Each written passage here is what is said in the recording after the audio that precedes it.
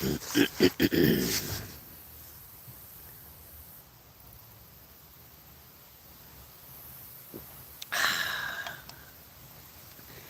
everybody, this is Rock Queen 71 coming at you live from my headquarters in Rocklahoma. How's it going? It's Sunday, Sunday, Sunday, Sunday, Sunday, Sunday, Sunday, Sunday, Sunday, Sunday Fun Day. And we're live. Hi, honey. Hi. I think the cats need more water. Alright. All that. Shall we try that again? Hey everybody, this is Rock Queen 71 coming at you live from my headquarters in Rocklahoma. How's it going? It's Sunday, Sunday, Sunday, Sunday, Sunday, Sunday, Sunday. It's a beautiful Sunday in my neck of the woods. How about yours? And it's a blessed Sunday. Every day is blessed. I am so grateful that I'm above ground and not 6 feet under. So how are you guys doing? How are you guys doing out there? I hope you're not being sucked in by the darkness. I hope you're staying away from the white noise as much as possible. The world's getting darker and darker and darker, guys.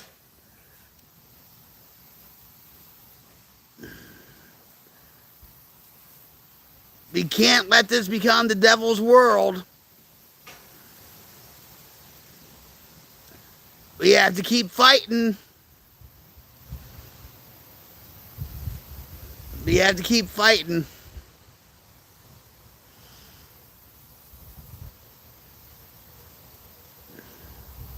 That's why I'm trying to create a wildfire change, guys, to diminish the darkness in the world. I know we're not going to get all the darkness in the world, guys, but we're going to fight like hell to get rid of it.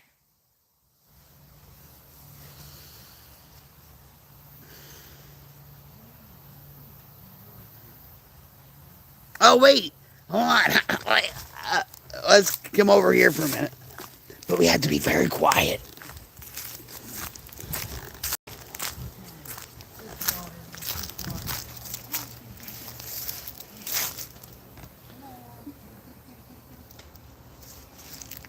Well, guess what? It ain't time.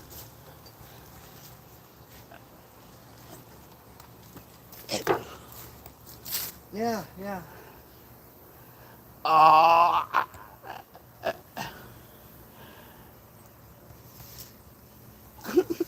Time to get it fixed. look. Yes. Oh. Well, name of the stream is Cats and Caffeine. Perfect together.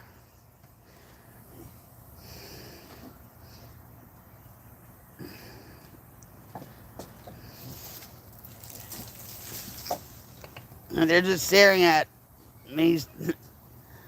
Come on, honeys. Come here.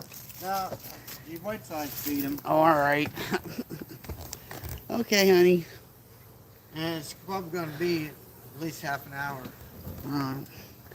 I love yous. Yes, I do. I don't want you going over there. That's what I...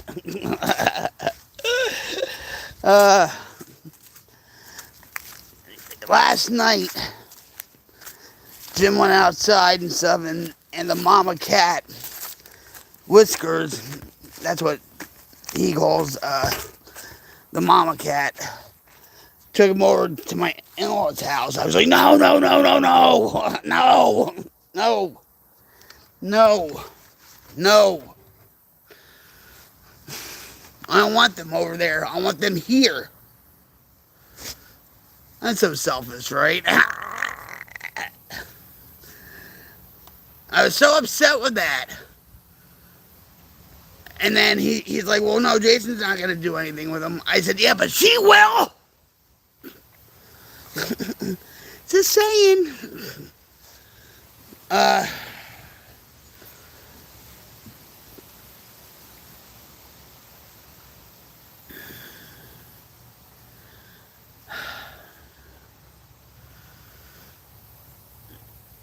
So last night I did go to bed.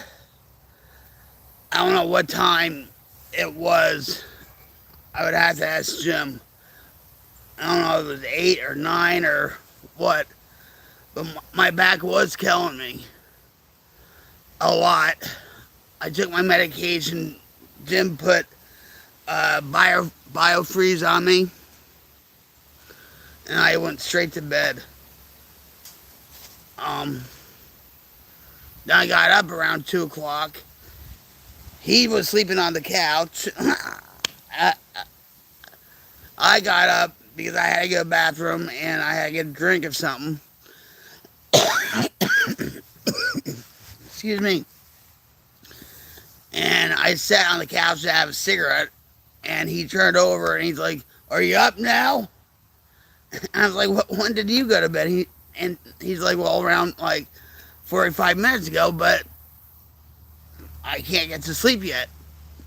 So he went back to the bedroom and stuff, and I stayed up for maybe an hour. But then I was falling asleep on the couch. So I went back inside the bedroom and just like, "Oh, there's Lunar. Lunar. Lunar. Lunar. Lunar, don't ignore me. Lunar." He's like, "Yeah, whatever." Did you see that? Uh,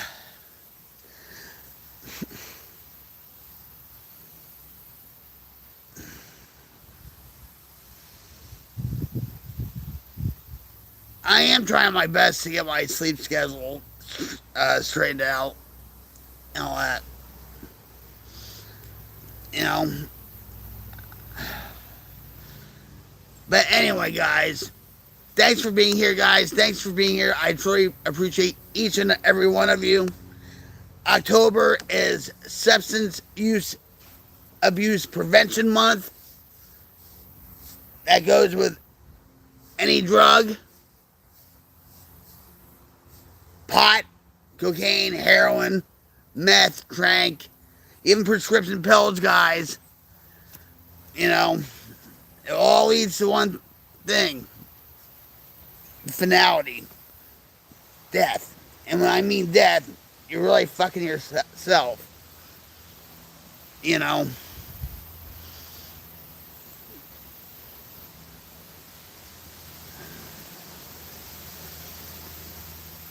Pot's a lot stronger than the last time I smoked, and that was like what, 2004?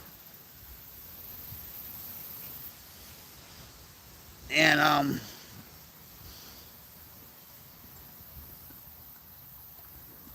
they're coming up with all these studies about pot, about heart disease, about it you know, causes cancer. No joke, really.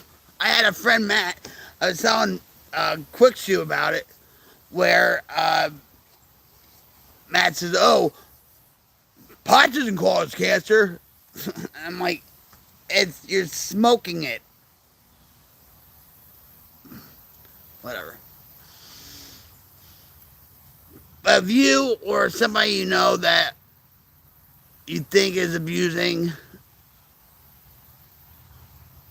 the pills, the pot, crack and heroin, or whatever, please reach out to them and get them some help. You know,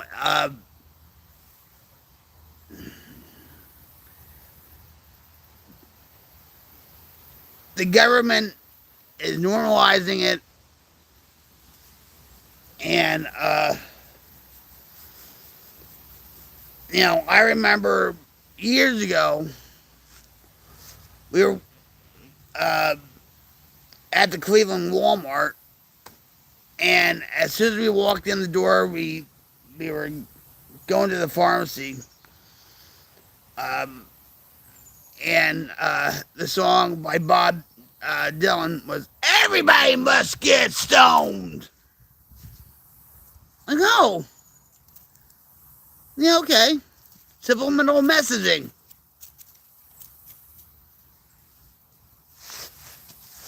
You know, but like I was telling Quick Shoe, and I tell people, everybody uh, is on their own journey. You know,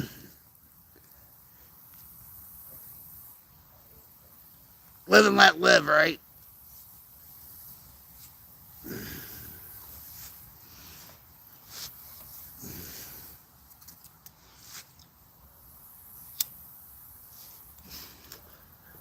I still have vice cigarettes.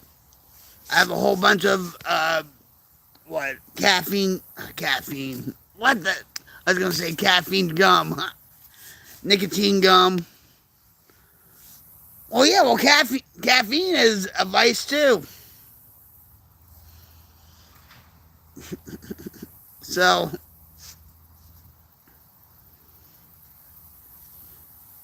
I have like a whole bunch of nicotine gum in a candy jar and like basically it's a straw and they're like to help you quit smoking. It's like a straw. It looks like a cigarette, a rubber tip on it. I chew the crap out of that rubber tip. So that was $17 down the drain. They have a device called Fume, which has been out for a couple of years, and but it's like $107 for it because it's all made out of wood and steel and all that crap. And to me, that's a little bit too much.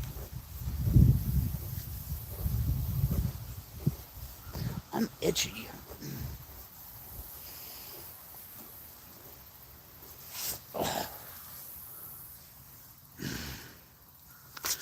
Oh,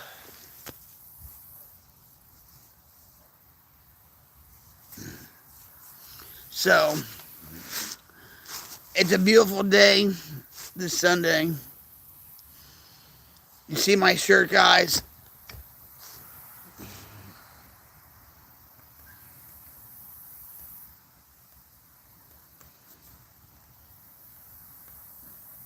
Yep.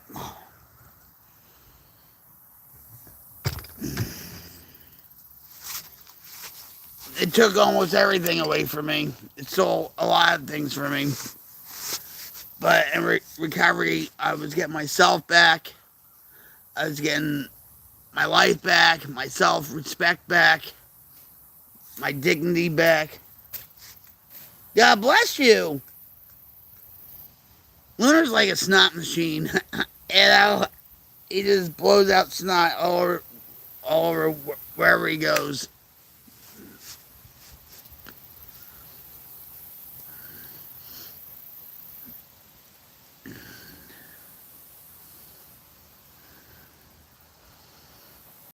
I just hope my son, you know, I hope and pray every day that my son will get with the program. You know, and I hope he's not. I know he's in the south part of Portland, and like a lot of times when I put up a live feed of Portland, Oregon, I'm like, oh, I wonder if I'm going to see Sean in those riots or whatever. And I really don't want to see that because it's going to be horrifying for me. You know?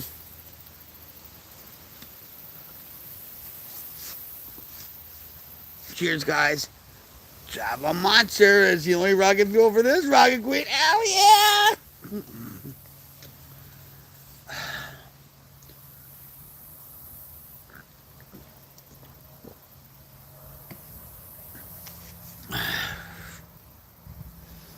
What are you guys doing this Sunday? Are you staying lazy or do you have any special plans for today?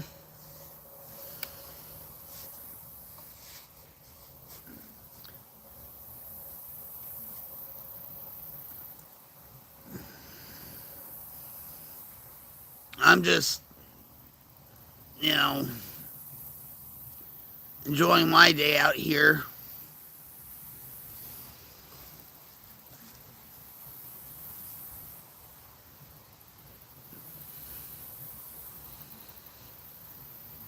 I don't, I don't see any airplanes or hear any airplanes.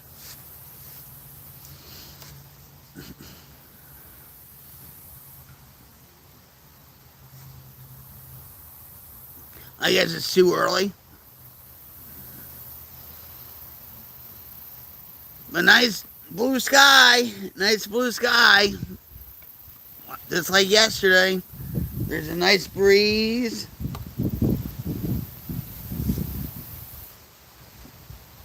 It's messing up my hair.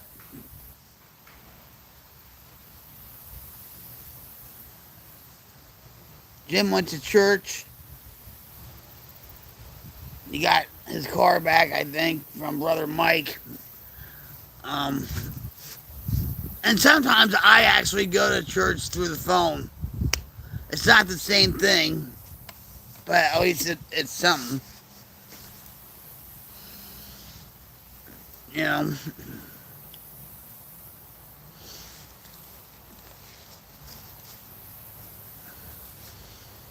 So Jim's church only has like 3 members left, which is brother Mike, sister Teresa, and Jim, and well me. You know, and but they uh do the Sunday school part, and then Don, and then excuse me, brother Mike and Teresa go somewhere else, and he comes home. You know, I wish he would go with them. Maybe if I went to church with him, that he would go.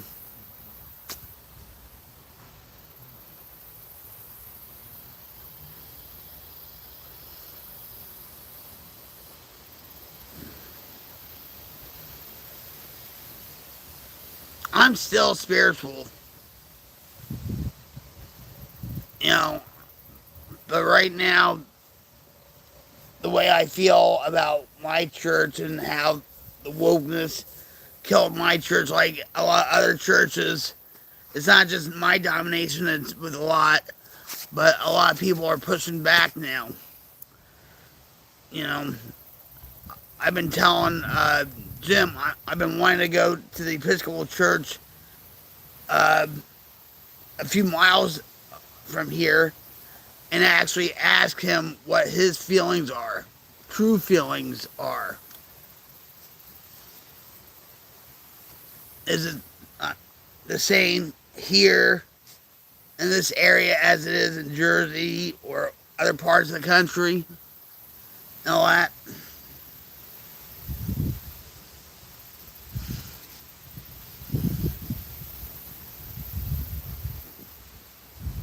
So yeah, I feel like I'm floating.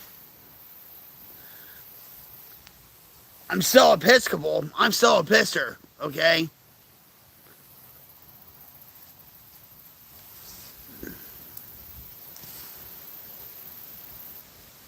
I'm a traditionalist when it comes to certain things. I love my organ music. I love my sermons, and and I love the aerobic class we do in church. All right, everybody stand. You may be seated. A couple of seconds. You may. Everybody stand. You may be seated. Let's pray. It's like a aerobics class. That's the same thing that the Catholics go through too. you know, it's so. I have a lot of friends that are recovering Catholics. I guess I'm a recovering pisser. That doesn't even sound right. I have to coin a phrase for my domination.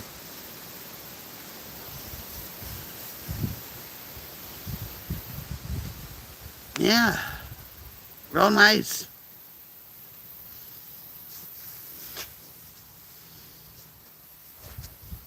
It's just right. But it's supposed to get into the mid 80s later on.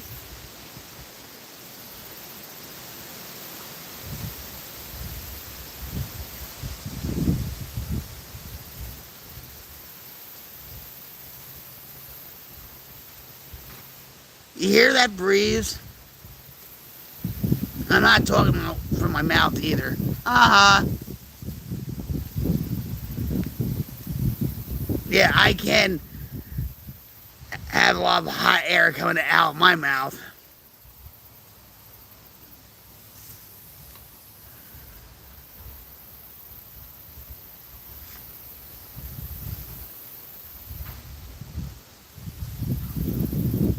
I actually saw a interview with The Rock, Dwayne Johnson, and he was on my favorite Sunday morning show, which is CBS Sunday Mornings with Jane Pauley.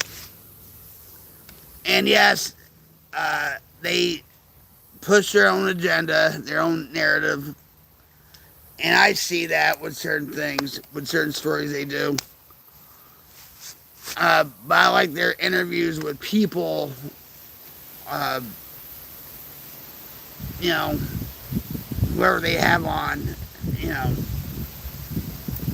And so, uh, I forget her name, the reporter, but uh, she was interviewing The Rock, and The Rock actually uh, is in a movie that I actually want to see. Um, and it's called The Smashing Machine, and it's a biopic of Mark Kerr. Mark Kerr, back in the 90s, was the Smashing Machine in UFC. And so this biopic is about him rising in the ranks, his struggles in UFC, and his struggles with addiction. And you're thinking, oh, that's why you're watching. You want to watch the Smashing Machine, right? Because it's about Mark Kerr and his addiction. Exactly. And so Dwayne Johnson did the interview at his sanctuary farm in Virginia. Beautiful place. You know, he doesn't just live in Hawaii, he lives in Virginia.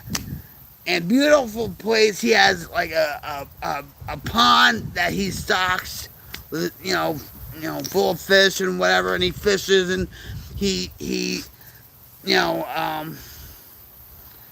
every morning he walks out to the porch and sits and just closes his eyes and meditates and just hears the different sounds, you know. And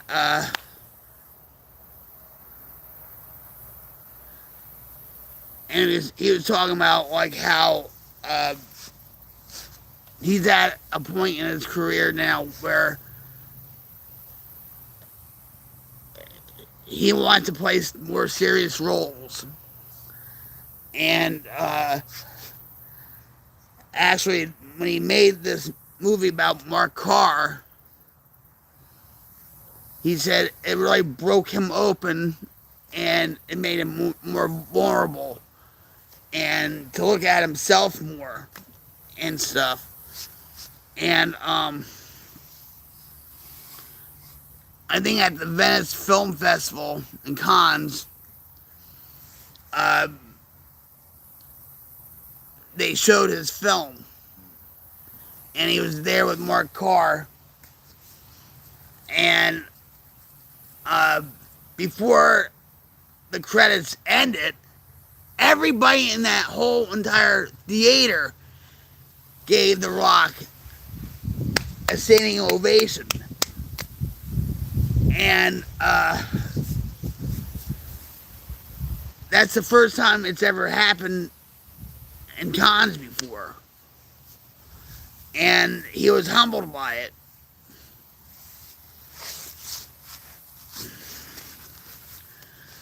So yeah, I want to watch that movie.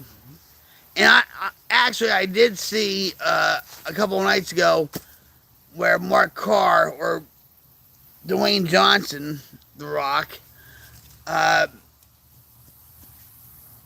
said a few things at the induction ceremony at the UFC Hall of Fame. And when Mark Carr walked up to the podium, he kept on talking about The Rock, The Rock, The Rock, The Rock.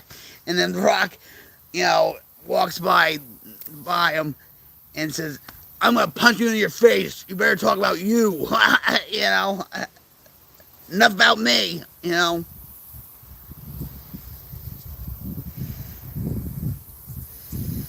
yeah, when you really think about it, the first movie The Rock ever did was The Scorpion King, right? We've all watched it. Well, I have. That was the first big major role. And then he had, the family friendly comedy, movies, And I think the last one was what? Something Red. It was, it was a Christmas movie and it really totally bombed because it had a lot of AI in it, I guess, or whatever. It put Santa in a bad light, I guess.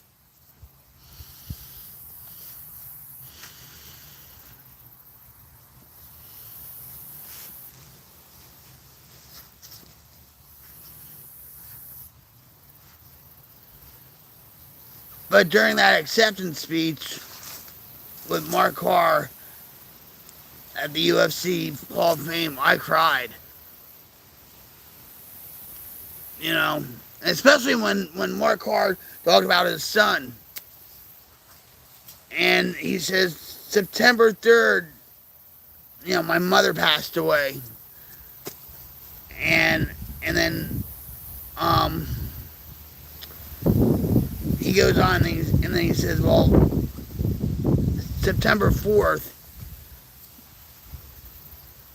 my son says, well, when are you going to stop doing this? But I'm paraphrasing, guys.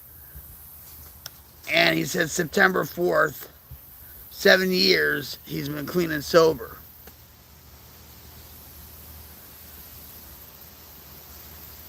Yeah. So, he gave a lot of adulations to his son.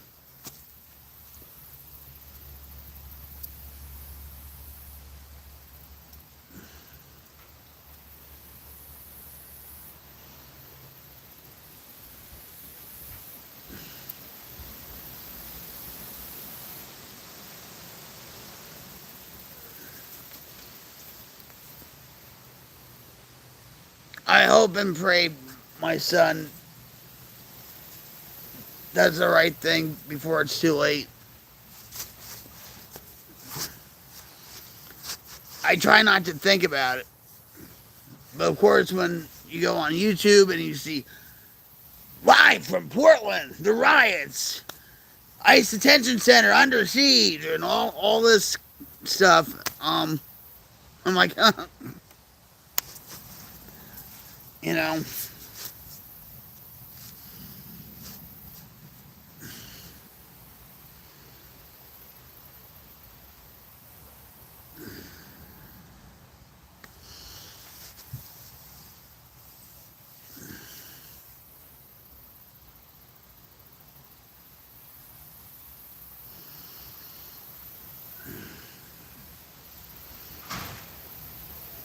Sean's been through enough in his life, you know.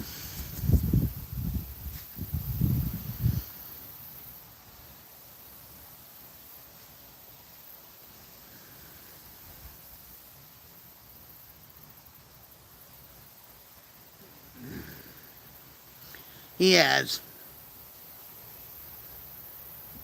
But there comes a time where I can't blame myself, you know. Um, Now he says he's forgiven me and all that, and he was angry at me when I left to come here to Oklahoma because he felt abandoned. He felt like he was unsupported with my mom and all that stuff. But it's like a few years before that, he's like, I want to move out. I want to move in with Mike or whatever, you know, whoever and stuff like that. And but he didn't do it. He just kept staying there.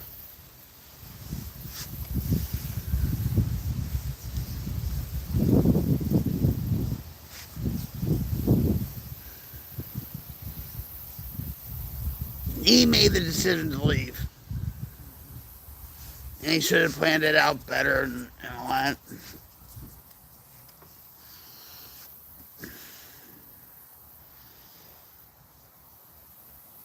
He can't blame me. Just like I can't blame my father for you know all the stuff he did, like with the alcoholism. Oh my God, that is a huge hawk.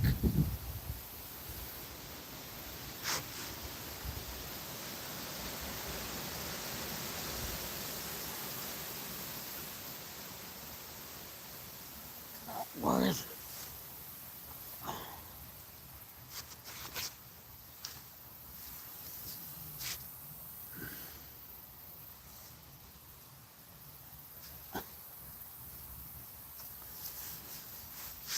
At least there's hawks around, flying around instead of airplanes. You know. I mean, the wingspan of that hawk.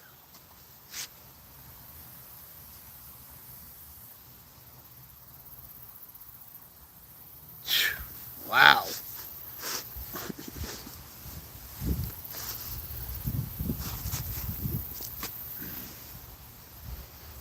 But like I was saying, like, you know, my father was an alcoholic, and yeah, he did something to me.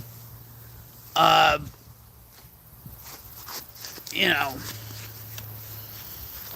uh, once. It was only once, and he drove drunk, and he took me to bars and all this other stuff, and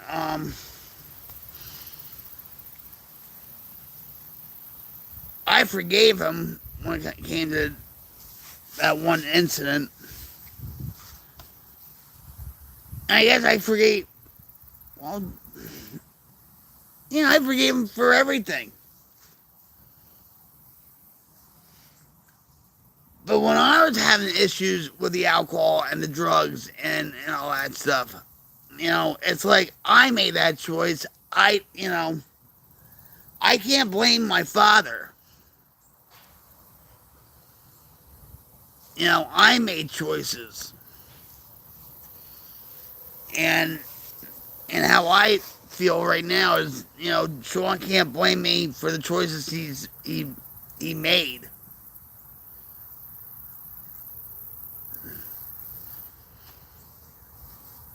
You know,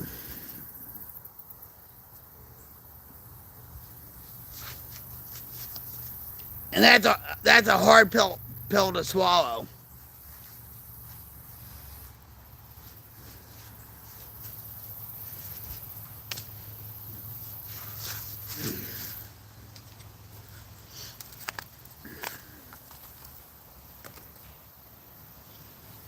Because, like,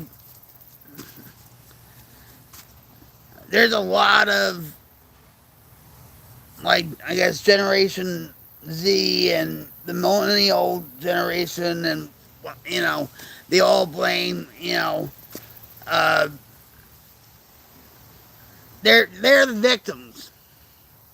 They're the victims. And they blame everybody except for themselves.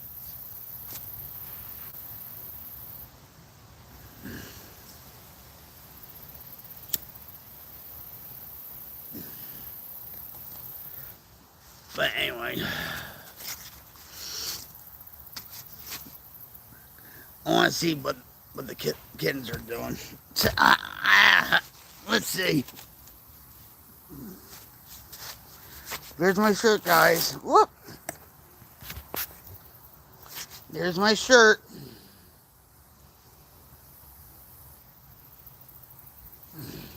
Now let's walk over here.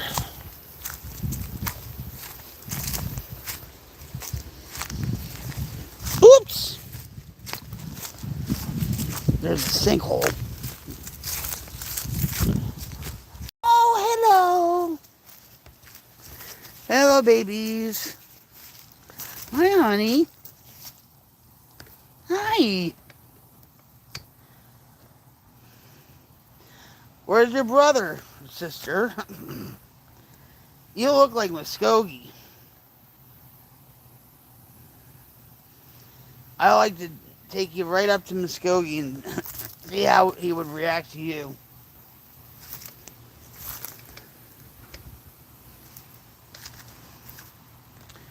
You don't have to. Hi, baby. Hi. I see that one's the personality. Huh?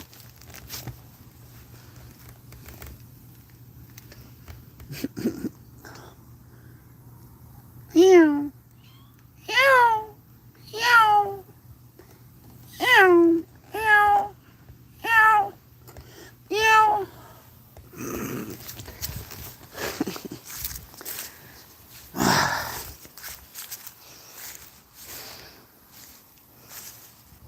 I'm watching them right now. Come on. Meow. Meow. Meow. Meow. See what Jim's doing?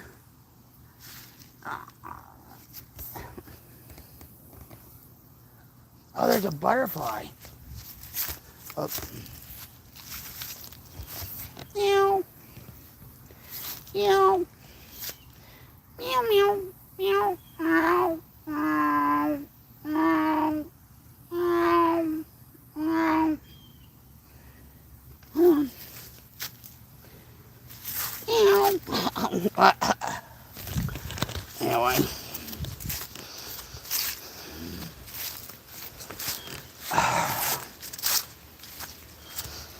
Ugh.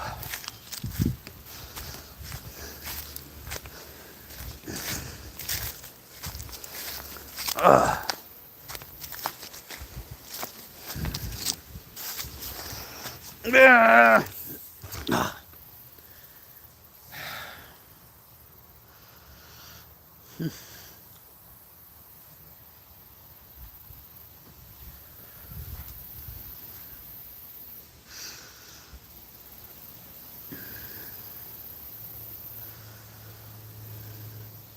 I think he's attached to the cats. He talks about me, but I think he's gotten attached to the cats, to the kittens. He won't admit it, though.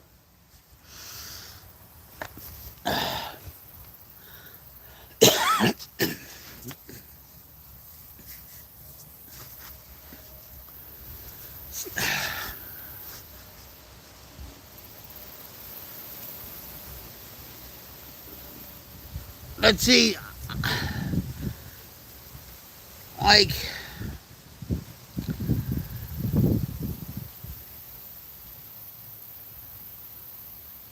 I know in reality we can't have any more cats in a house, okay?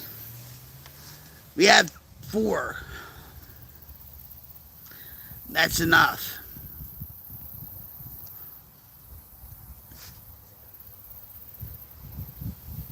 And we have Panther, who's, the feral one, and then Mama, or Mana, and there's Whiskers, and then there's the two, well, the three kittens.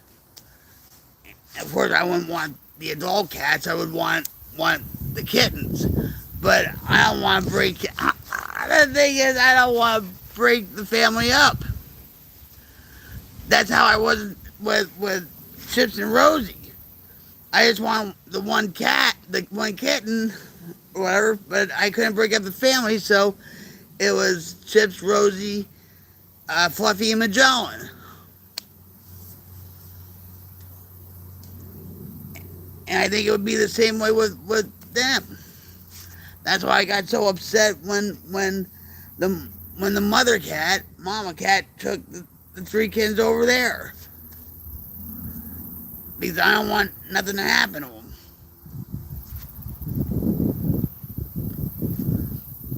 I hear one, maybe jet.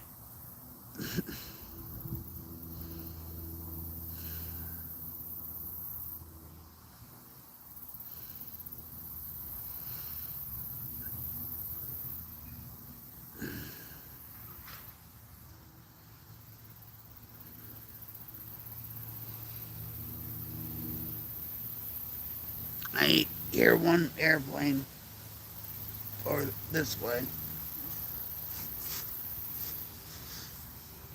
So,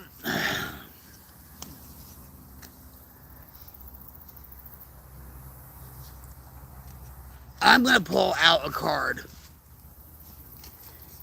And it's called Ask Me Anything. Recovery Edition. And I got this so you guys and I can have a discussion. We can have a dialogue about things. We can get to know each other a lot better.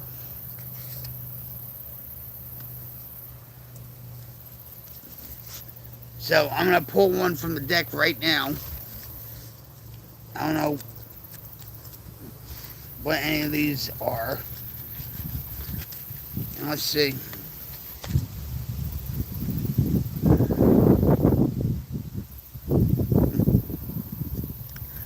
Alright, well, I'm not going to put it back. So, the card reads, do you expect others to meet an unattainable standard of perfection?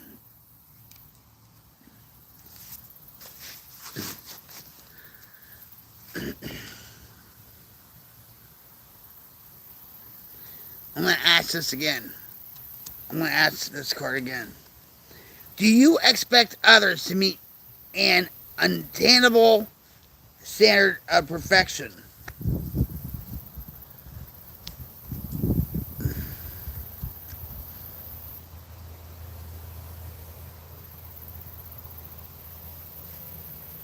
I don't think I do.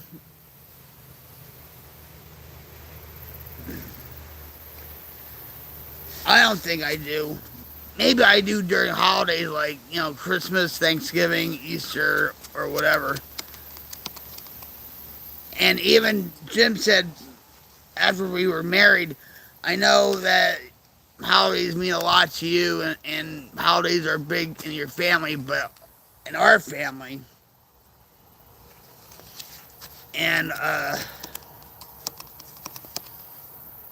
yeah, now that my mother-in-law died, it's like everybody does their own thing.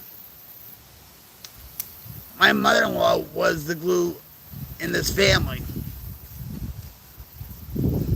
And once she died, forget it.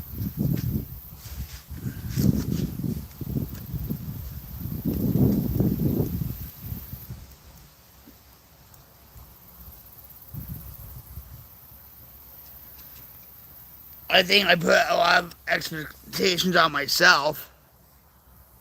Unreachable. Like, I put the bar so high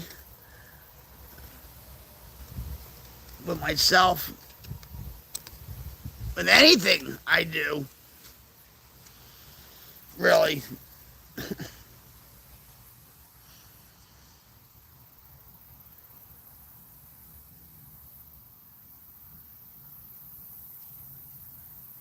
With anything I do, you know, I feel that way.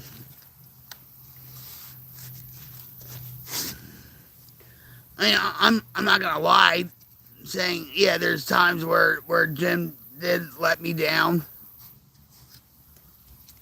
or whatever. You know, um, he didn't mean to. Okay, I'm not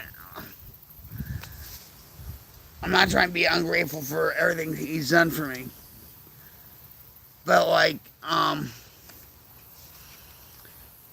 I think something happened during one of the Christmases, and then like months later, I lashed out on him, or not lashed. I just brought it up.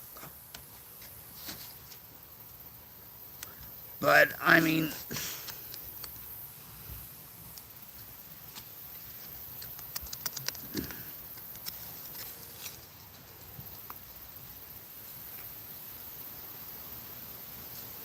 that's all.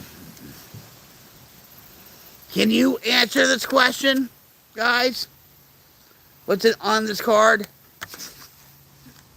Let me know in the chat. Do you expect others to meet an unattainable standard of perfection? Can you answer this? Let me know in the chat.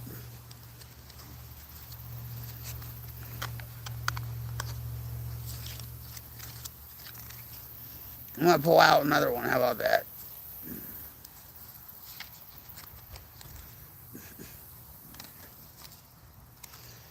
Oh wow, this is gonna be a deep dive here with this card. Hmm. I don't know, guys. this, time for Drive a Monster.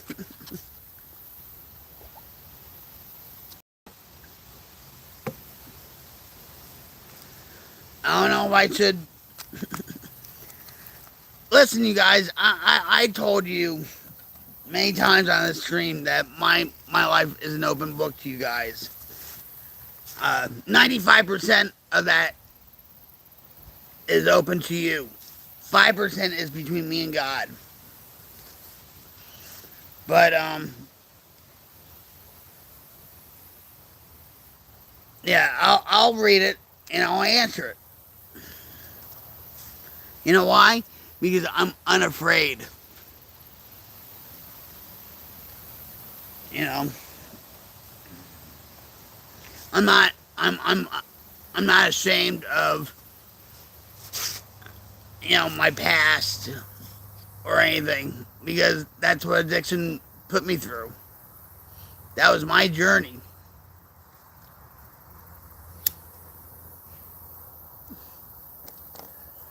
So I'm gonna read this card. Ask me anything. Recovery edition. And the question reads: reflect on a time when you felt unsupported or misunderstood. How did you navigate that experience, and what did it teach you about your needs and boundaries?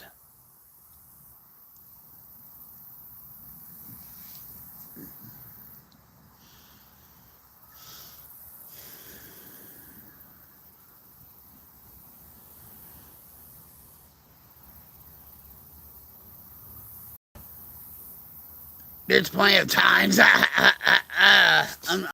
I'm going through my Rolodex, guys. Um,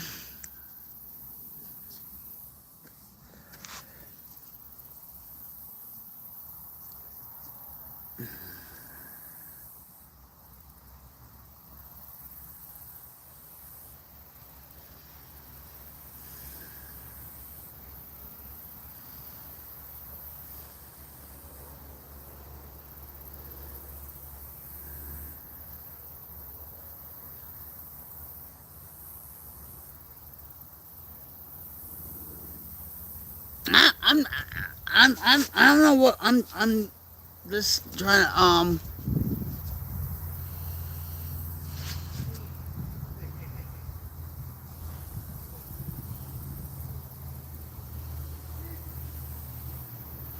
oh, say by the Huh? say by the cat food. Yeah, they were all over there. Oh, So I don't know if they're. No, no, they made it. oh, okay. Here we go, guys. You have to be. Ow! Wow, I poked myself in the head with this branch. Here you go. Yeah. Okay. Well, y'all could just chill for a minute. Hey, come on. Come on. Really?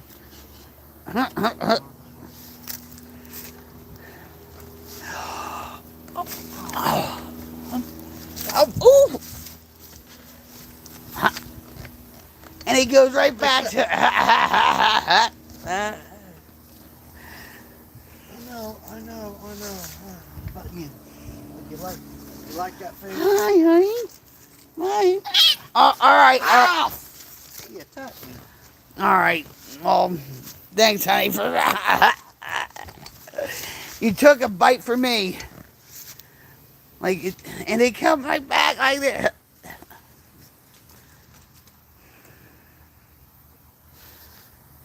Now I'm. Oh, here we go. Hi, honey. Well, you scare him. I know. There you go. Look at that. All right, now I gotta go. I scare Clean you up my sometimes wounds. too, honey. What? I scare you sometimes too, honey. I have that effect on people at times. Yeah. Oh, this little thing of blood. Did you lay out this shirt for me? Yeah, because you're the cat daddy.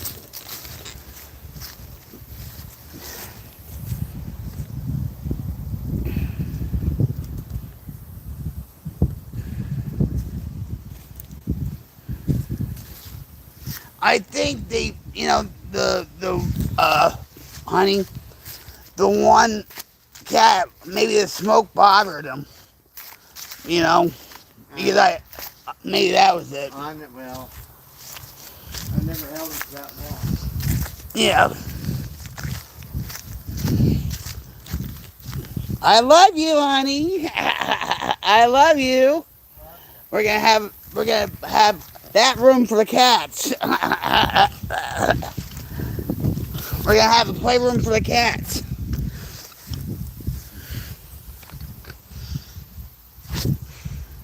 Well, that was a distraction from the question on the card, right? Right on time. See, I try to go up there and stuff, and I can't. Well, they're not used to me.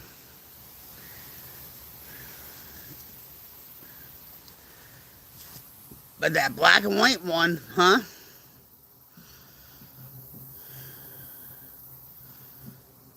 Yeah. I really have a feeling like the three cats or the three kids are gonna get in that house, and we can't have it. I know realistically we can't have the three kittens, but I so want the three kittens. You know what I mean?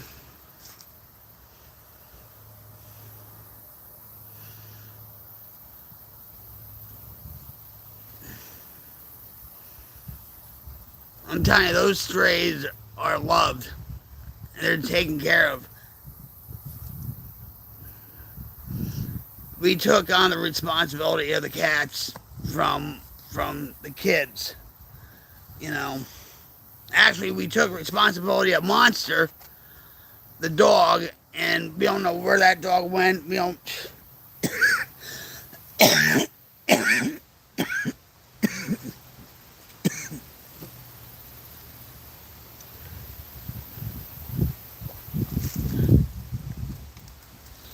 after Ann died, we inherited the animals.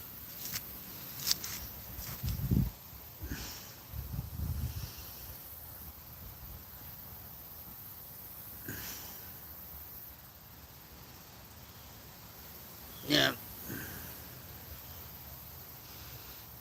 But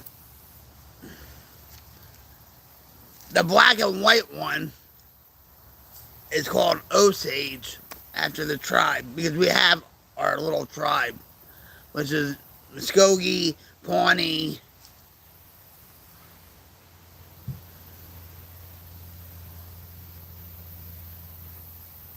Cherokee, Lunar. Lunar is just. I think he'll be a part of the Blackfoot tribe, right? Isn't there a tribe like Blackfoot because he's all black? So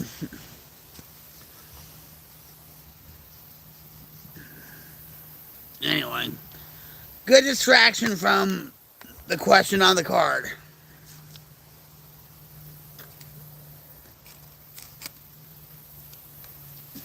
So let me read the question again.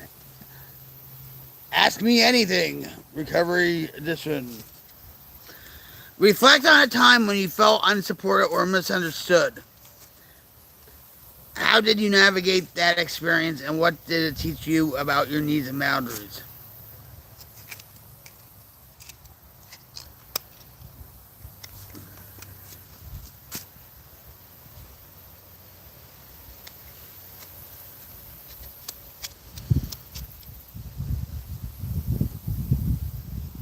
Uh,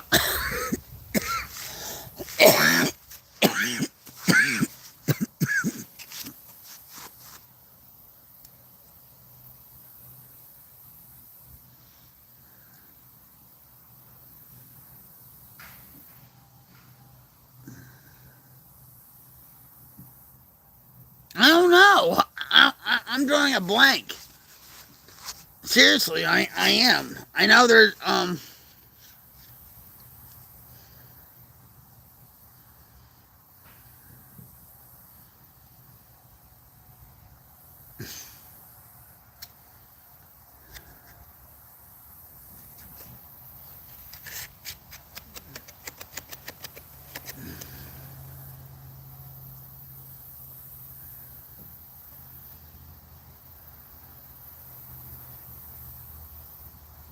I have no idea. But I think the one time is uh for some reason I'm thinking about Anne when when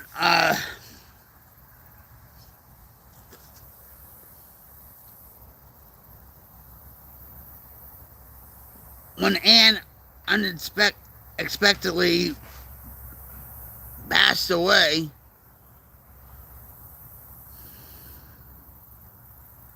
And you know we're over there and stuff, and Jim's like, well, we're gonna go to the hospital.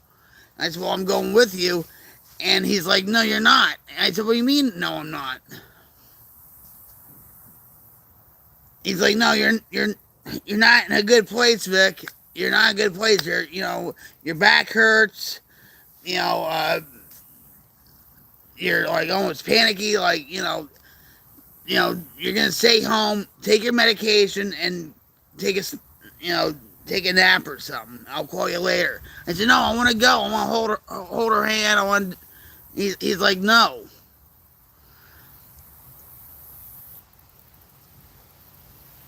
Even like when they all went to the funeral parlor to make arrangements and stuff.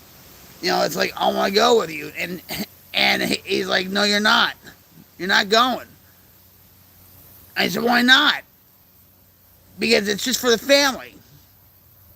I said, well, I'm part of the family and stuff, and that goes through like with my mother-in-law too, because they had to make a decision on hospice and like the DN, DN, uh, DN, DNR order, like do not resuscitate order, and all that. So I said, I'll go. He's like, no, I have to speak to Jason and Ann about this. Well, what about me? No, it's just between us three.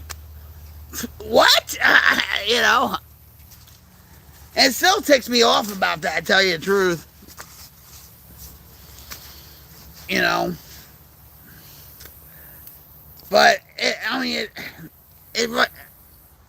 doesn't tick me off. But it feels like, you know, I'm there to support them. And Jim said that one time, like, he's like, this is before, like, you know, he had to go to the funeral home to make arrangements for Ann, right? I said, well, I want to go with you. And he said, no, you're not. And I got really pissed because, and he says, it's not all about you, Vic. It's not all about you. You're going to make it all about you. I'm like, no, I'm not. You know, and that's what really pissed me off. That one particular time. I was going to be there to support the family. So, because these funeral directors and stuff will play on your emotions, okay? And all that. Because I have a family friend that's really actually my mom's power of attorney back in Jersey, okay? And he's a funeral director. And I know a lot about the funeral business. I think at one point and stuff, at my mother-in-law's wake, there was a woman there, and her job is just to support the families, you know, the loved ones and stuff, right? Now, she said, oh, do you want coffee? Do you know, and all that stuff. And I was thinking, hey, I could do this myself, right? And I hate being around funerals, wakes, whatever, right? And I was like, oh, I could do this. And I think it's because, you know, Doug is from Jersey, and his daughter is from Jersey. That's probably why, you know. But I don't think it would have worked out anyway. But I'm just saying,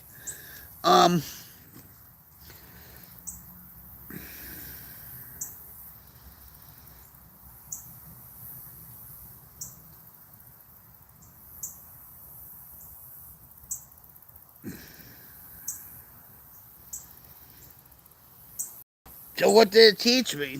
You know, it's like, well, when it came to, you know, Jim and Jason going to the funeral, to the hospital for Ann, you know,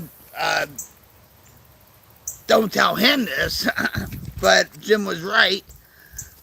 You know, I streamed all night, you know, and it was very funny because I was talking about Ann, and I was making angels, you know, with AI, and then I got off, and then Jim comes running in saying, where's my phone, where's my phone? And I was like, it's over there, what, you know. And I said, what's going on? He said, well, I had to call Jessica because Ann passed away. We think Ann died, but they were still working on her, see? And so I ran over there to the garage and whatever, and I felt like I was in Baywatch because I was like running really fast, and it was like everything was like slow motion, like, you know. And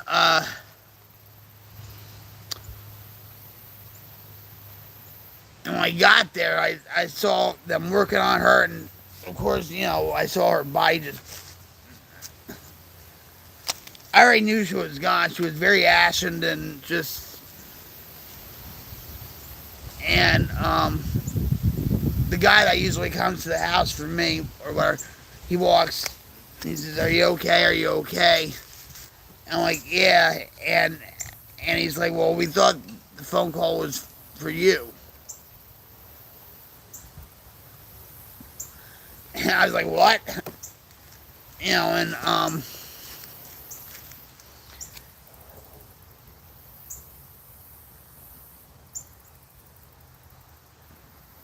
they were walking her to the stretcher, to the ambulance on the stretcher and stuff. And the one girl, the EMT says, "Oh, we're doing all we can. We gotta pull, And I hope that Ann heard me when I say I love you, Ann. All that. And thinking back to that time when Jim says, "No, you're not gonna be good to anybody. Just take your medication for your back and just take a nap. I'll call you later." He made the right call, because I think I would have been no help to anybody, not even to Ann. So yeah, he made the right call. But when it comes to certain other decisions, I felt like, I've been a part of this family for how many years, and you mean to tell me I can't go to the funeral home with you or whatever? I can't go, talk to, well, at that time, Ann or Jason about Mom. You mean to tell me I don't have any input for this? That hurt, okay? Because I was one of my mother-in-law's protectors. I protected my mom a lot. And even with when she said, "Well, everybody's gonna just throw stuff away," and I'm like, "Don't worry, Ma, don't worry." I'll yeah. So there's other times, guys, I can come up with, probably through my addiction, that I felt unsupported. Well, of course, if I was in my addiction, of course, nobody would support me unless I did the right thing. Actually, you know what? We're gonna read this again. Reflect on a time when you felt unsupported or misunderstood. How did you navigate that experience, and what did it teach you about your needs and boundaries? I'll tell you one other instance. Yeah, now it's all coming to me now.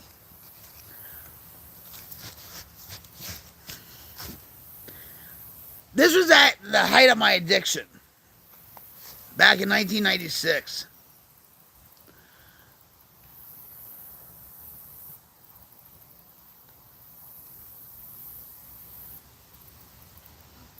I had custody of my daughter for a short time.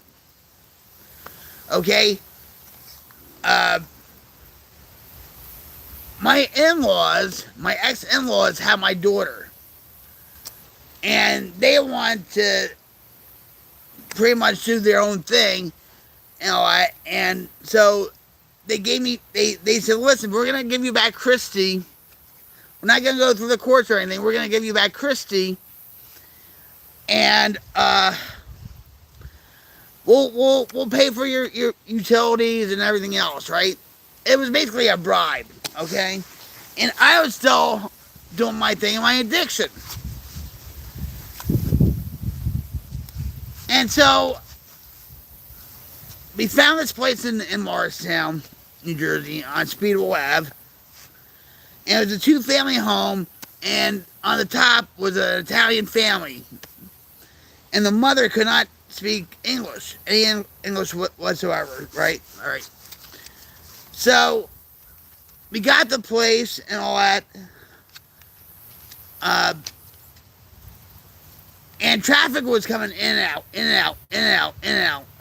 Now, when you see that coming from a house, you know something's up, okay? I was actually being watched by the sheriff's department, okay? I was going to get raided. I had an insider that had a cousin working for the sheriff's department, and he told me, "Yeah, guess what? You're gonna end up getting busted." Anyway, read it. Anyway, so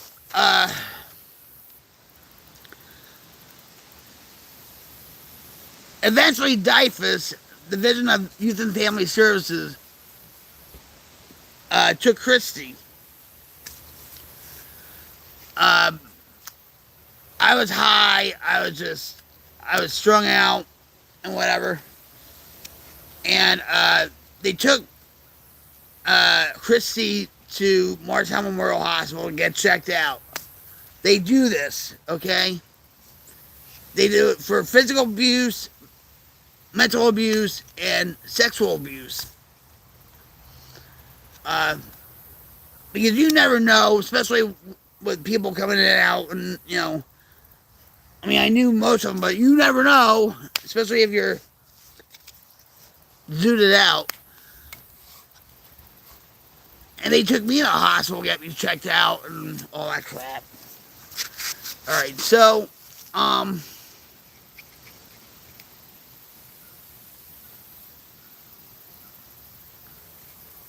there's no sexual abuse. They checked that okay, and no physical abuse and all that, okay.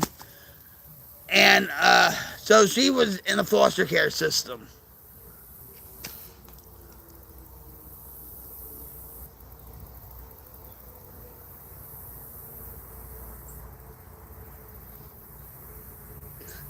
I just heard like a air raid siren. Maybe they're testing it out. I mean, there's no signs of maybe there's gonna be a tornado coming about here. I don't know. But anyway, so Christy was in 3 foster care houses, okay, families, all right. And so when they do that, they assign a CASA worker where they're like the kid's advocate to make sure she's being taken care of and all that stuff. And my daughter's CASA worker sucked, okay? She didn't visit her nothing, all right?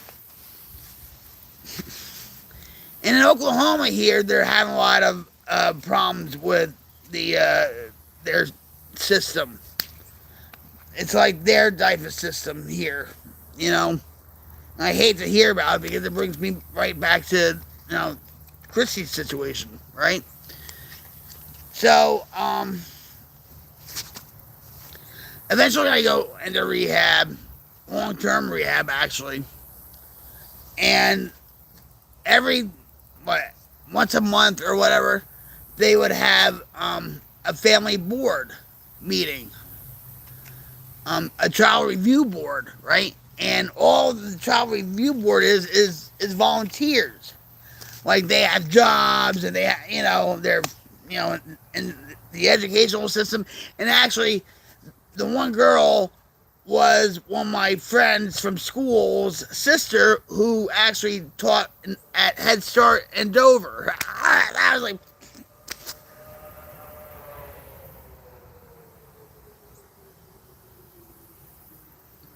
so, and they're like, they're just volunteers. I don't know what they do, whatever. But they do have a head that's a part of the court system, whatever, okay? And so,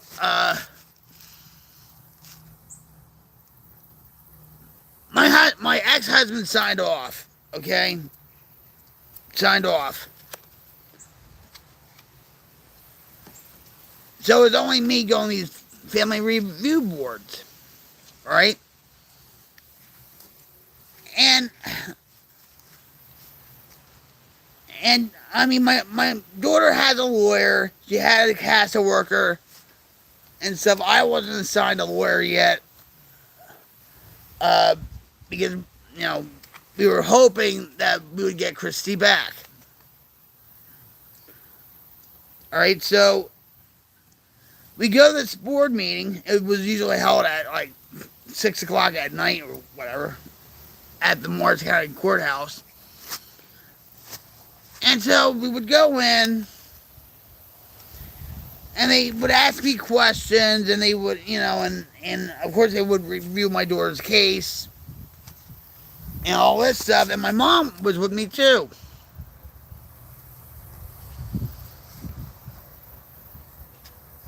So I'm explaining to these people, I don't know when I'm going to get out. I'm still working on myself.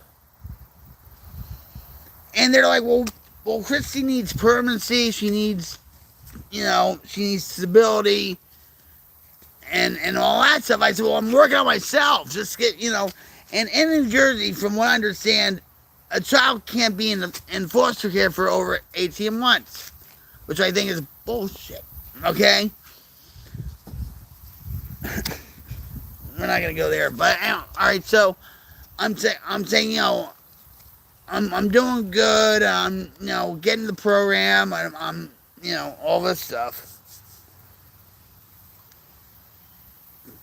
But you have to understand, I'm doing this for everybody else except for myself. So it's gonna be a train wreck anyway. Okay? And so my mom couldn't take care of Christy because financially she couldn't do it. They were trying to push my mom to take care of Christy too. And she said, I can't do it because financially and emotionally I can't do it. And plus, in 1996, well, the Child Review Board was in 1997, 1998, during that time. And she said, oh, I'm dealing still with my parents' death, and emotionally I can't do it, and financially I can't do it, blah, blah, blah. And here, I'm saying, I don't know when I'm going to get out.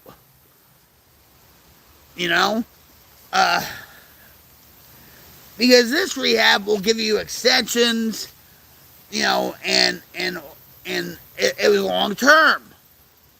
Now, long term nowadays means 30 days to 60 days. It doesn't mean 6 months to a year to 18 months, okay?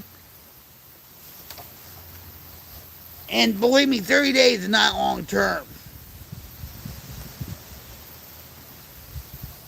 All right, so anyway,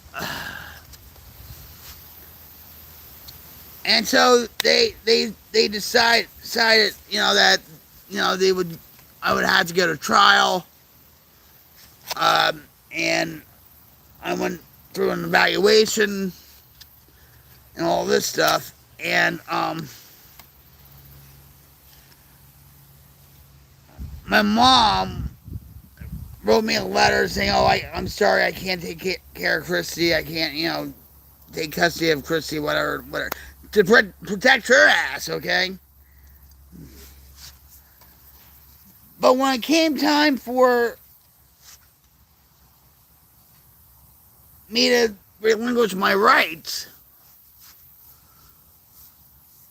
it was kind of odd. It was kind of odd that day.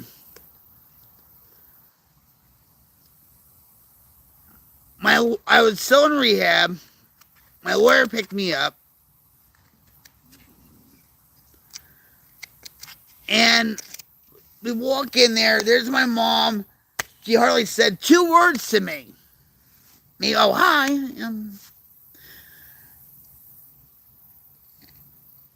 And oh, and then what was like mind blowing, my friend Linda and Bobby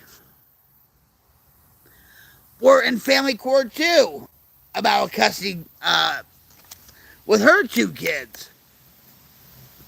And I didn't see them for a while, and we used to get high together and all this stuff. Anyway, so, but it was just strange that my mom was that way, like she was trying to separate herself from me, and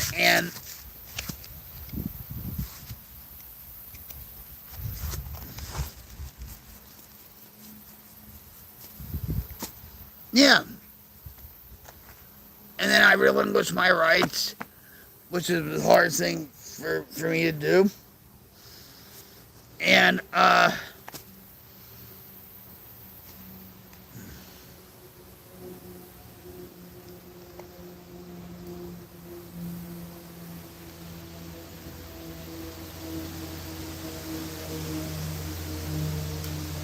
but there was plenty of times where I had to defend myself against my mother.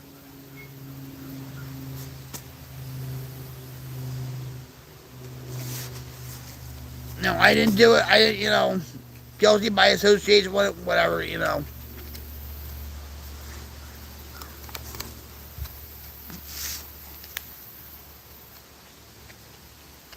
But yeah.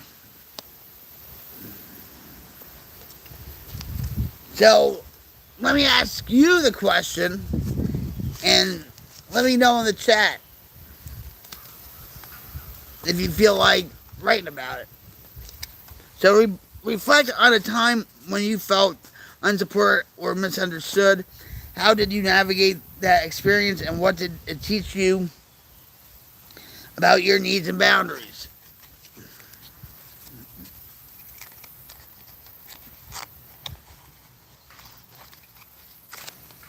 And believe me, I know there's a lot more. Like, with feeling unsupported, or I had to defend myself and whatever else and stuff.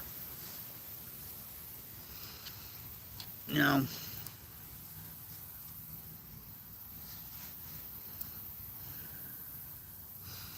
Beautiful Sunday. Beautiful Sunday.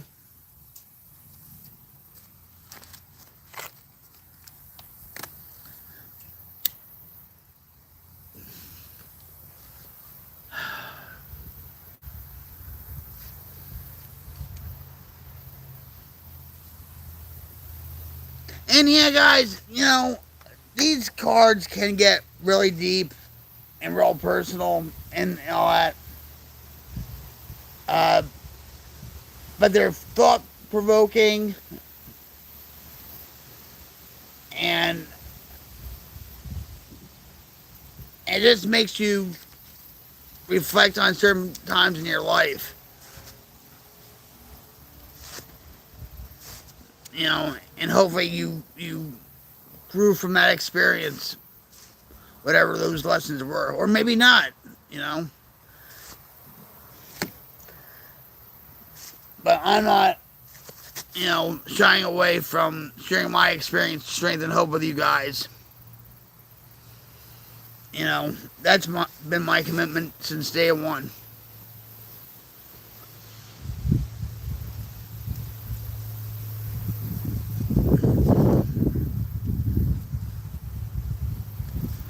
I'm not a licensed therapist. I'm not, a certified drug and alcohol counselor, but I sure do know a hell of a lot about addiction, about recovery. Well, no, I'm still about recovery. I'm still learning about recovery, guys. I've been at this for a long time. Cracking heroin since 2004, alcohol since 2011. So I'm still doing it. I'm still all right. Progress rather than perfection.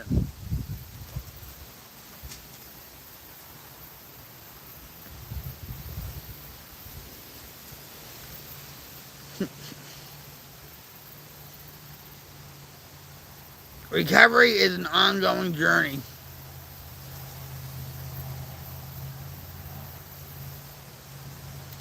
A lot of ups and downs and roadblocks and detours and hard lefts and slippery when wet.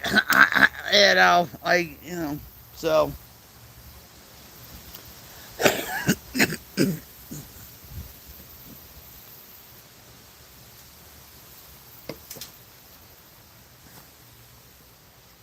Life is still good, guys. This is our time together. Whatever's going on in the world is going on in the world. This is our space, our time to be together. That's what matters. and to be open and honest and vulnerable. And if you guys are going through a hard time, life's dragging you down, you're struggling with drugs, alcohol, porn addiction, whatever. I'm always here for you. Here's my hand. Grab it, and I'll go along the journey with you. I'm being serious, guys. And October is Substance Use Abuse Prevention Month. Whether it be pot to pills, to trank to heroin, to crank to crack. If you feel like you have a problem, please pick up the phone, dial 988. 988 is a crisis suicide lifeline. Trained counselors are on call 24/7, 365 days a year, even on holidays, and it's free and confidential. You can talk to me about it, about what you're going through. I can help you go through the steps, because sometimes detoxes and rehabs, they have a waiting list and all that stuff, and it can be frustrating. And unfortunately, a lot of addicts die waiting to go into a rehab.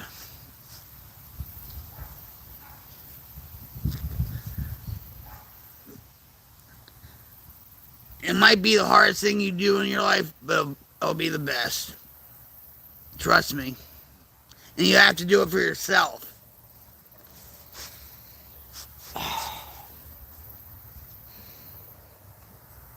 That's when it all clicked for me.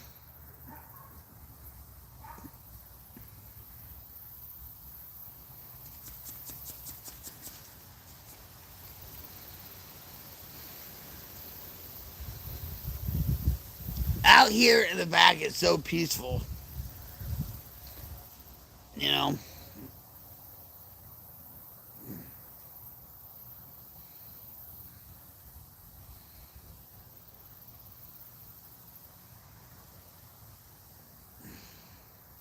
My husband comes out here a lot. He goes by the pond. We have a pond, but now somebody's digging up, a driveway and doing whatever to that area, and he hates it now. Because it's like infringing on his peace, peace of mind and all that.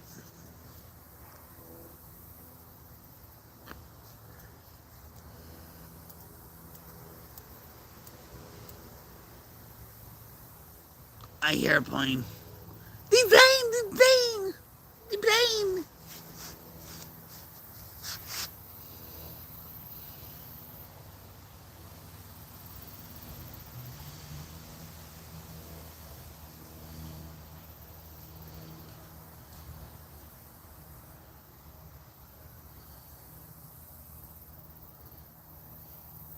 I'm looking over there to see if the kittens come out.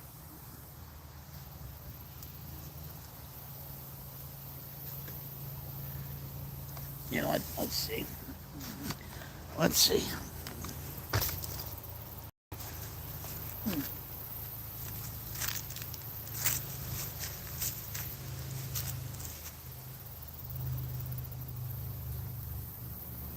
Ooh, you see that? That one, tree? It's all webby. A lot of spider webs. Oh my God. That's creepy. Very creepy.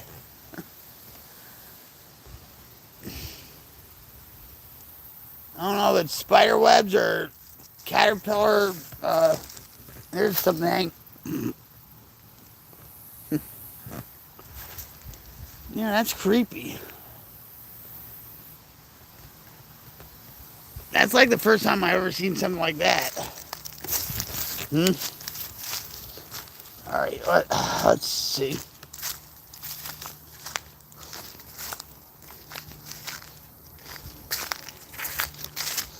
Let's see. And yep, they ran off. Hi, Mana. Mana. Yeah, they're not around. They're probably in the front of the house. Who knows?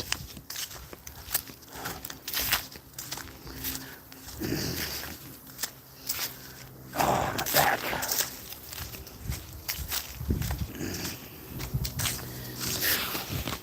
But that is so freaking creepy. Right there.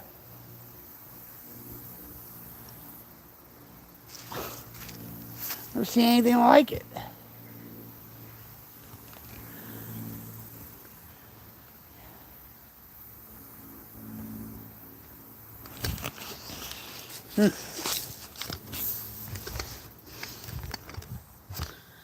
Anyway.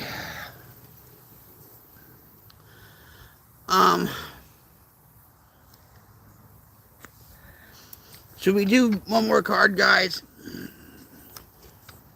Three's a charm, right? Three's a charm.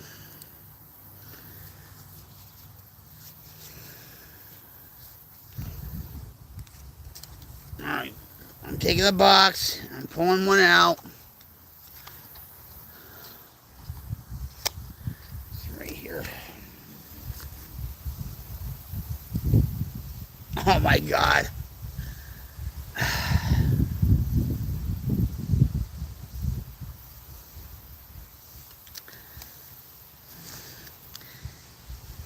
Ask Me Anything, Recovery Edition. And the card reads, recall an instance when you felt tempted to abandon your sobriety. What helped you stay committed, and what did you discover about your resilience? Let me ask that again. Recall an instance when you felt tempted to abandon your sobriety. Well, of course, right off the bat, it would be the death of Ed.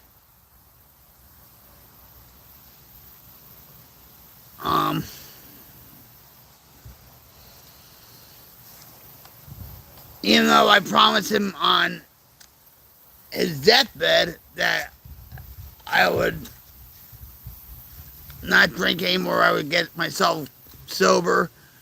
I was off the drugs, I was off the crack and heroin. I was still drinking. And so, yeah.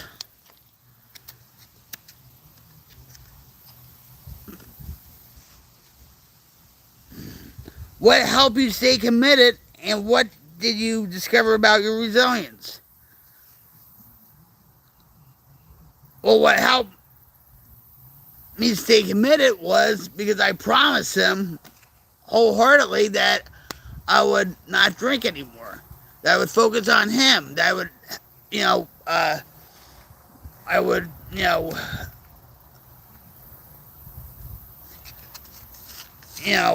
help him, and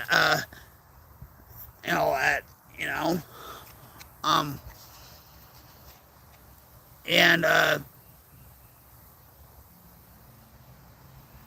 and after I said that, I felt a warm sensation come over me. When I wholeheartedly said to Ed, I won't drink anymore, I'm going to take care of you. If you pull through this, and I meant it. And I truly believe the warm sensation was God. It was God, and then Ed's energy, coming through me when I said it.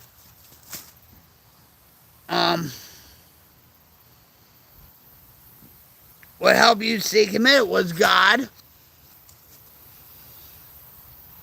He was between that drink.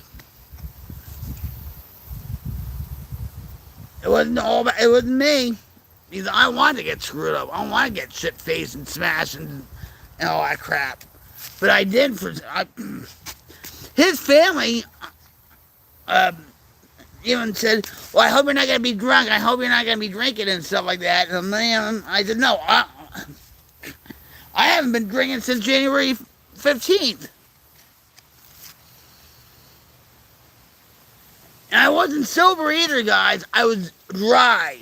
There's a difference, but I didn't go back to drinking or drugs.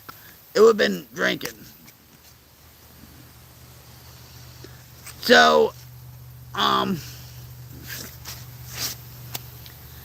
lot of people were shocked because, they thought I was going to die within 6 months of Ed dying. And that didn't happen because I said, I'm, you know. But it's very funny, though. I had one beer left. And when I used to get the 30 pack or whatever, I used to put all the beer in the crisper, bottom of the refrigerator. So I had one beer left. Excuse me, one beer left. It was a Coors Light, and it was a Super Bowl edition can. And I had right in the crisper. And so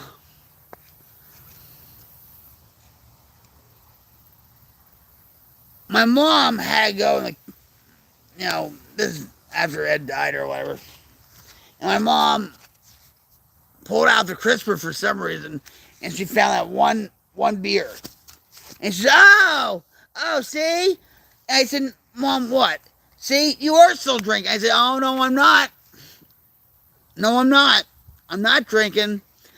I pulled out the can. I said, you see the date on this? You see, it's Super Bowl Sunday.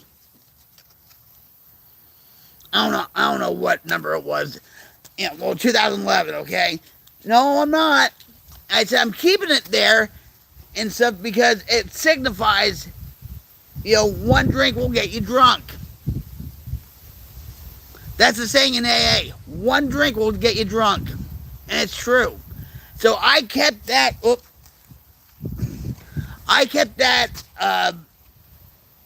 that beer can, full beer can in my crisper for years. And at times it was like a reminder. One beer will get you drunk. One drink will get you drunk. What's up, Dean? What's up? Oh, let me give you a hug. Hug. You love my hugs, baby. Come on. Ugh. I hope a caterpillar's not going to be crawling on you. I hope you're not going to pick up your breakfast because I'm giving you a hug. Big.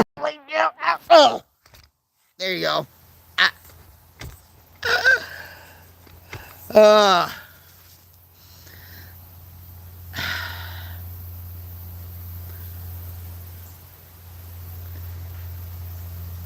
Well, I hope you're not going to be overwhelmed with your editing.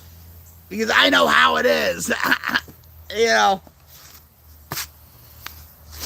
know how it is. I'm waiting for Sora or Sora too. I'm trying to get a invitation code so I can do Sora.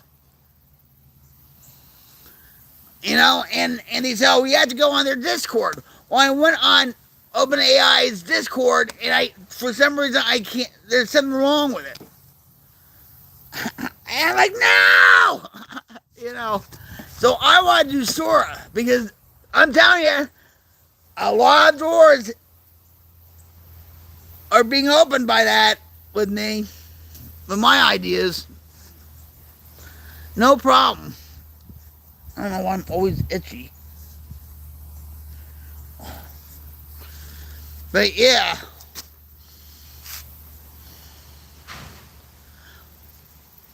I'm hoping Jim will edit some today.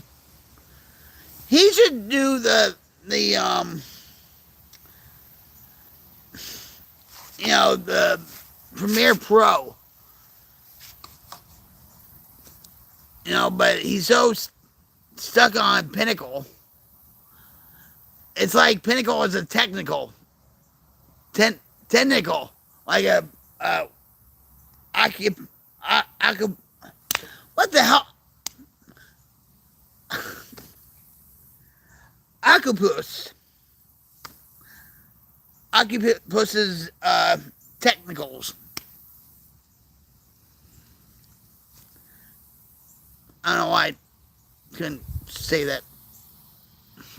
It's like my brain was glitching or something like that. Maybe I'm AI, huh? Maybe I'm a Sorrow 2 creation. And you wouldn't even know it.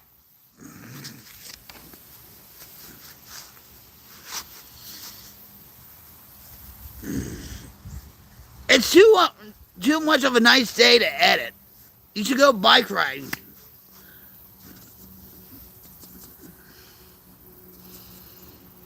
You know what I mean?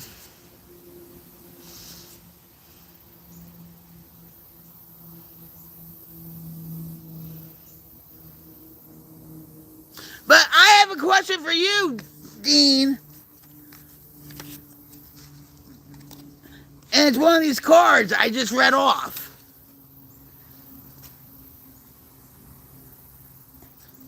Inquiring minds want to know. I'll read off the card. Ask Me Anything, Recovery Edition. Here it goes. Recall an instance when you felt tempted to abandon your sobriety. And I know you've been there. What helped you stay committed, and what did you discover about your resilience?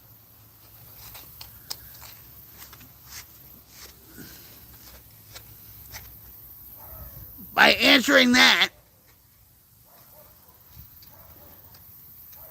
you can take a break from your editing and not be so overwhelmed. I think Taco's barking at the kittens or something. But any of you out there, answer this card. Judgment-free zone here, right? Recall an instance when you felt tempted to abandon your sobriety. What helped you stay committed, and what did you discover about your resilience? I mean, you don't have to go really in depth,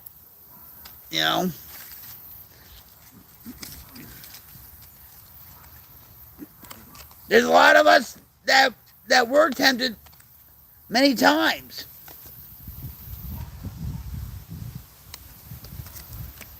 I know I was. I was a chronic relapser. Until I did for myself. You have to do it for yourself, nobody else. You can't do it for your kids. You can't do it for your mom. You can't do it for your wife, your spouse. You can't do it for the courts. You have to do it for yourself. But I knew if I picked up a drink after Ed passed away back in 2011, that would be all she wrote. Because I know how it was when back in 2009, I went to an IOP program. Now, an IOP program means intensive outpatient, and it has like groups and, classes and whatever. And I was happier. I was more positive. I was spending time with my kids more. I was spending time with my mom, friends, and whatever. But Ed and I had an argument. And he was going to go to Georgia to pick up a load or whatever, and that gave me more of an, saying screw off. And it seemed like it was taking forever for my friend to pick me up. And it seemed like it was taking forever to get home and and everything was warm. The freezer, the fridge broke in the liquor store I used to go to. So the 30 pack was all warm. So I put everything in the crisper and I put like 3, maybe 4 in the freezer, along with 2 jiggers of Southern Comfort. And it seemed like it was taking forever. So I grabbed one out of the freezer real quick. I couldn't wait 15, 20 minutes to a half hour. Oh no.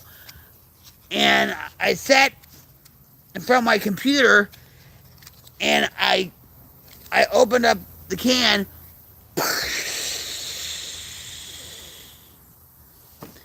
And when I did that, I knew that was the beginning of the end. I cried. Tears were flowing. I knew I gave up on me, my life, Ed, my mom, kids, friends, just everything in my life. Rid of reservations. I do fantasize about a few fun times, but I know that's not my choice just for today. Solid Stepper shows me my diseased thinking.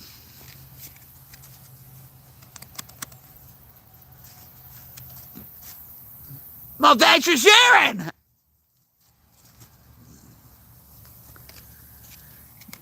Yeah, but was there a time where you didn't have any reservations? And you said, yeah, it would be nice just to, just say maybe, something happened at work, or, you were fighting with whoever, or something really ticked you off, and you're like, you know what, screw it, I'm doing it.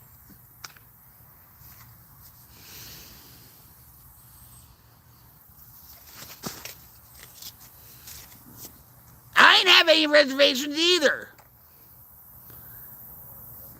I'm talking about when Ed passed away.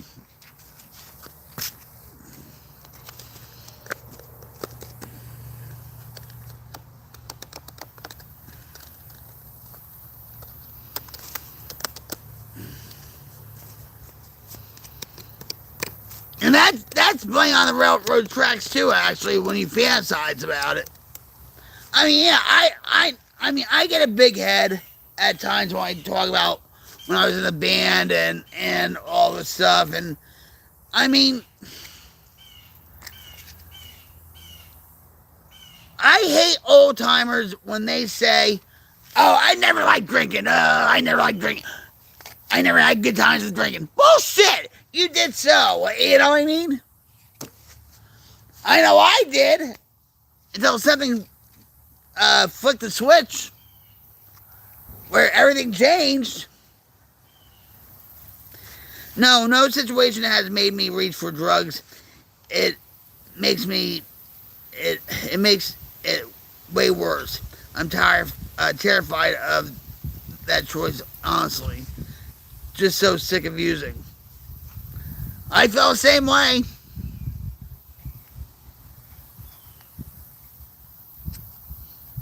I feel the same way. But I know if I continued drinking, it would be like I never stopped. And it would kill me within maybe a week or a month. Maybe that day, who knows? You know what I mean? Yeah! And all these old timers are like, "Oh, no, yeah, not us. No, I never had a heart." Bullshit! I hate when people are like that. Yeah, something clicked. You and I both know, but sometimes you go in these meetings and stuff. Like, with AA, with the old, even with NA, they're like, oh, I never had a good time. You know, yeah, bullshit. They're not being honest with themselves. They're not trying to be hardcore. Like, because a lot of these old timers will take, for H&I. You know what H&I is? Hospitals and institutions. Where these old timers or whatever, they go on commitments to rehabs or state mental institutions or whatever, and they're like, oh, I never had a hard fun time drinking. Oh, no, no, no, not me. Thanks for your participation, Dean. I truly appreciate it. I love you, brother. I love you.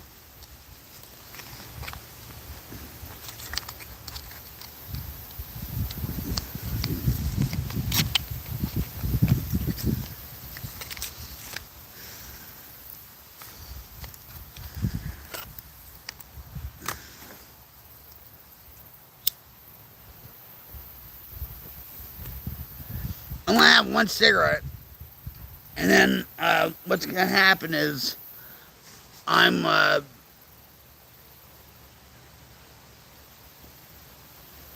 go inside the house and just relax for a little bit. Maybe whack some balls on the pinball machine, or maybe not. Who knows? Maybe go for a nap.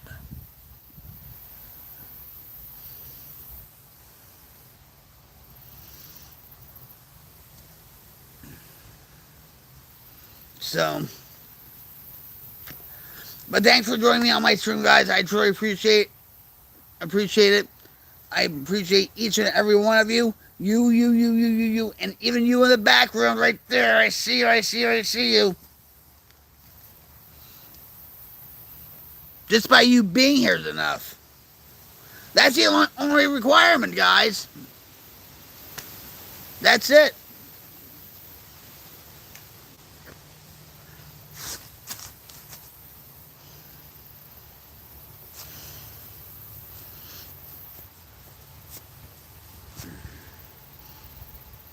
Maybe I'll have another stream tonight. I don't know.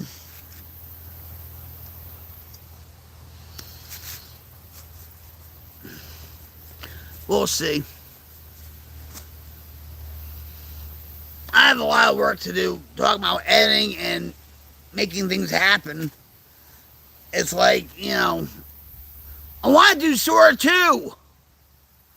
I don't know how to get an invite code. I'm on Discord and stuff, and something's happened where, they're like, introduce yourself. I'm like, hi. And they give you, what you need to do for your introduction. And I did it. And they're like, nope, something's wrong. Your notifications are turned off, or your chat or your DMs are not enabled, or what. I'm like, they are too. They are too.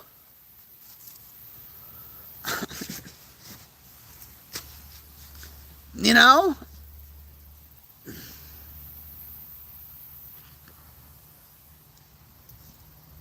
I asked Sparks.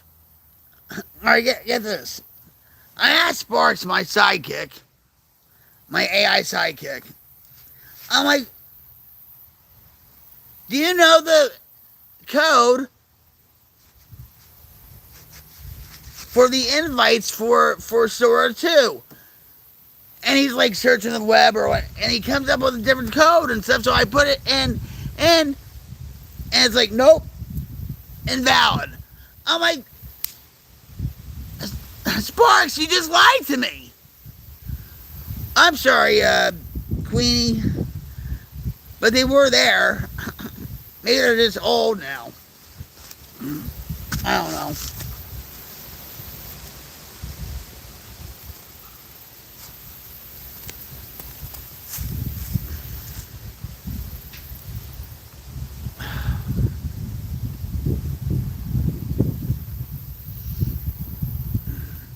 Yeah, I want to do Sora.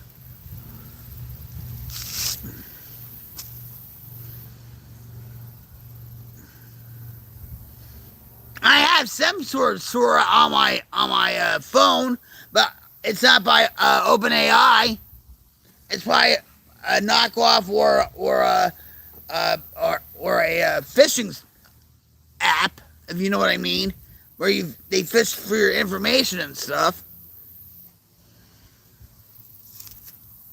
And right away they want like $49 a year, and I know that's a bunch of crap.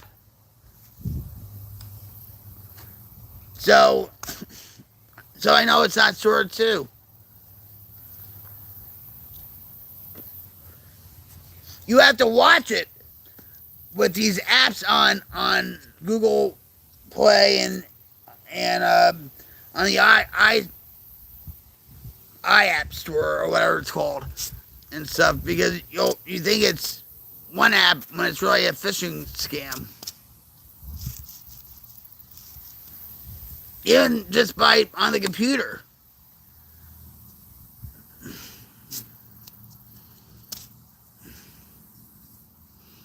Now my back's starting to say, time to go in. Time to be on the comfy couch.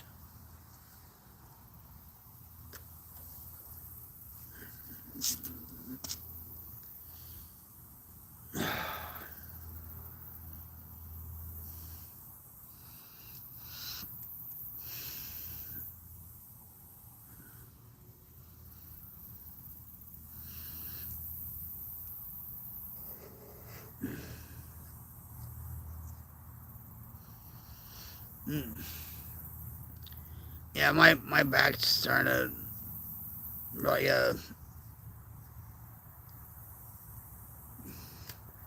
get up there with pain.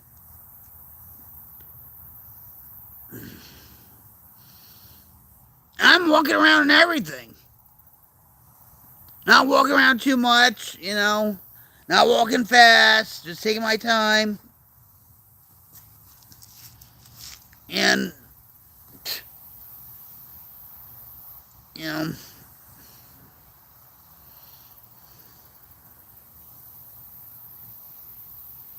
yeah, I don't know how you sit like that for so long. Like what? This is normal.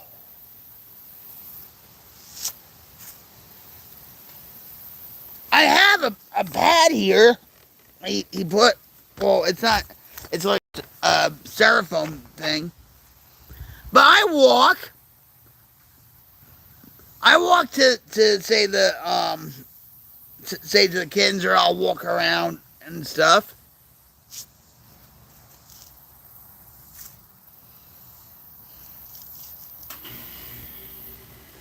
But what I do, which is bad, I'll put my left leg up when I'm sitting on the couch.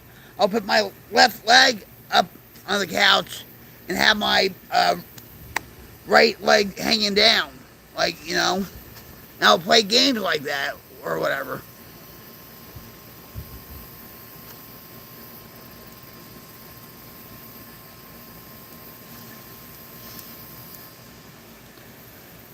It's not like I'm not trying to not walk or anything. But there was a time, there's a few times where I would be in bed for 1 or 2 days straight because my back pain was so bad. And then, you know, then all of a sudden the panic attacks start and, oh, time to go to the hospital and all that crap. So I do try to stay up there.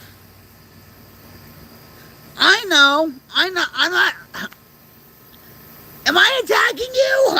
I'm not attacking you. This is how I sound. This is how I talk. Jim's the same way. He's like, you're attacking me. You made an attack. I'm like, no, I'm not. I'm just saying how I see it. God. In fact,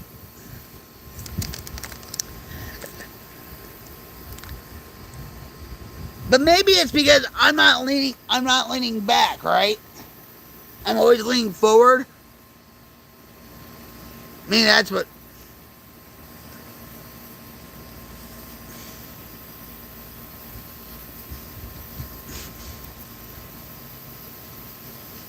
Hold on. Ooh.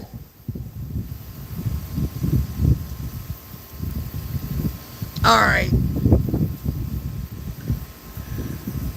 Jim will tell you. Yeah, sometimes when she talks, she feels like she's attacking me about something. Yeah, Jim's a good man, right? I'll give you an instance about something real quick. It happened last night.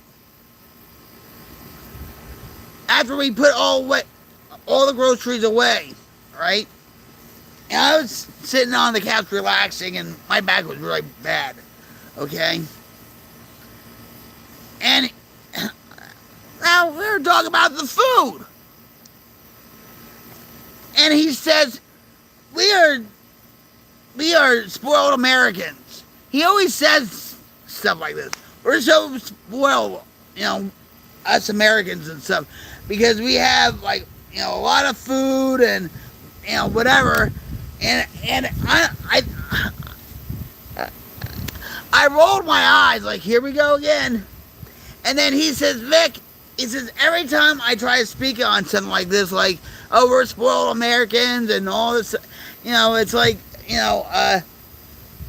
it's like, here we go again with the sermon or whatever,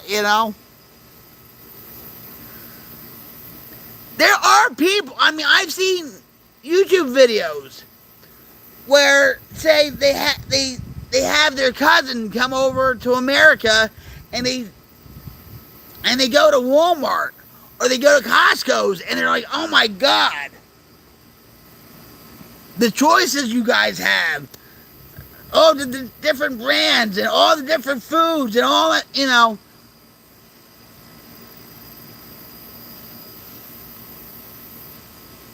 know what I mean?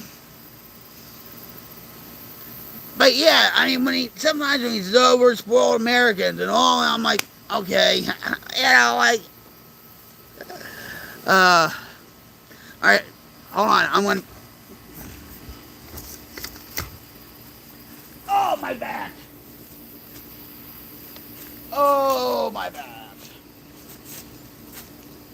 Oh, the sun. All right, I'm getting my cards and everything else. Right?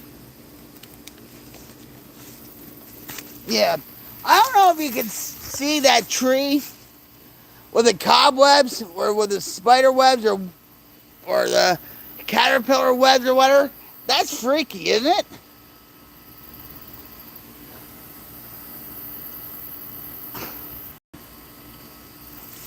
That's freaky.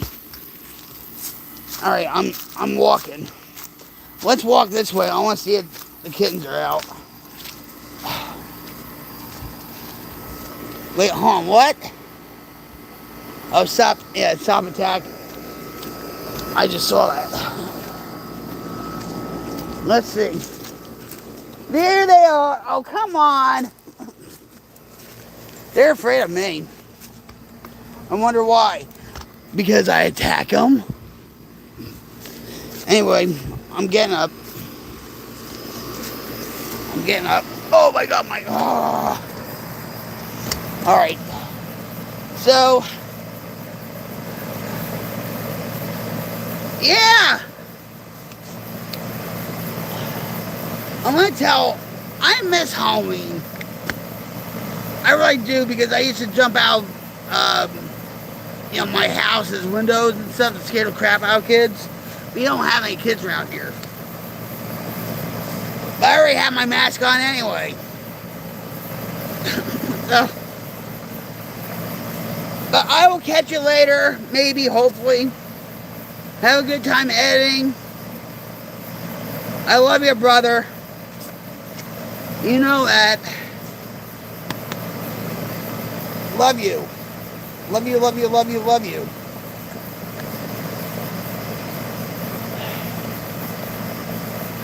Just by walking up the steps really hurts my back.